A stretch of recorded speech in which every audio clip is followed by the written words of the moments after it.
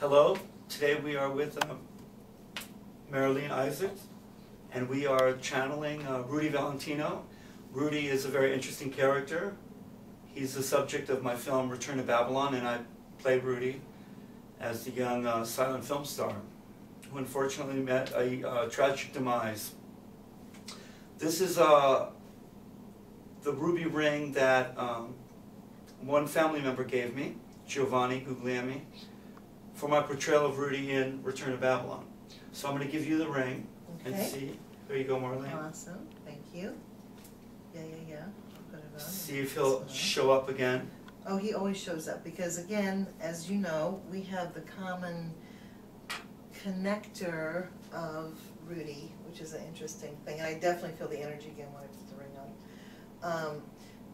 As a matter of fact, Cindy Zipperman and I have done a thing called The Incredible Journey with Rudolph Valentino, and it's a blog, and it's turned into a book, and I'm glad you had a chance to read it. It's wonderfully written. Thank you. Very fascinating. Yeah, and it's all true. It's nothing about it was made up. Nothing. I didn't have a fascination with him. She didn't have a fascination with him.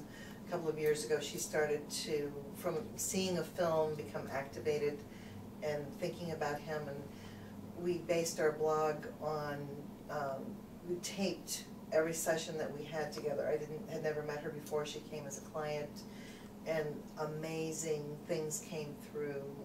So if you go to Facebook or my website, centerofpeace.com, you can link and read the blog, but it's an amazing story that keeps unfolding. Even since I've been back here this time, everywhere I go, there's connectors to Rudy and the story of her past life that she's remembering. So, yeah, it's a neat thing. It's an interesting. To say the least, yeah.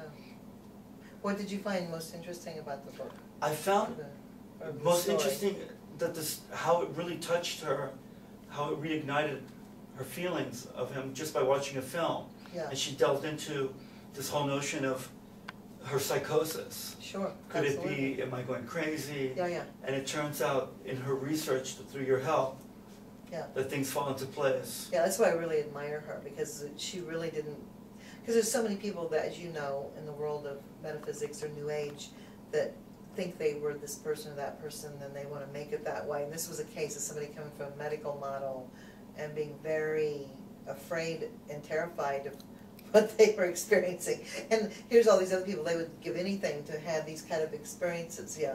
And what I liked also was the fact that she pursued diligently. We would do 2-3 sessions a week of healing and taping, and he started coming in.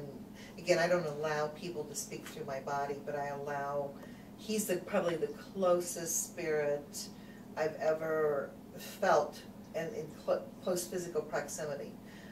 Because what I tend to do with my abilities, I was born like this, I can remember my birth and where I was before, and I've integrated my abilities with my personality, which I'm lucky, because a lot of people, they're very afraid of the abilities they have, or they're overwhelmed by them, they don't understand them.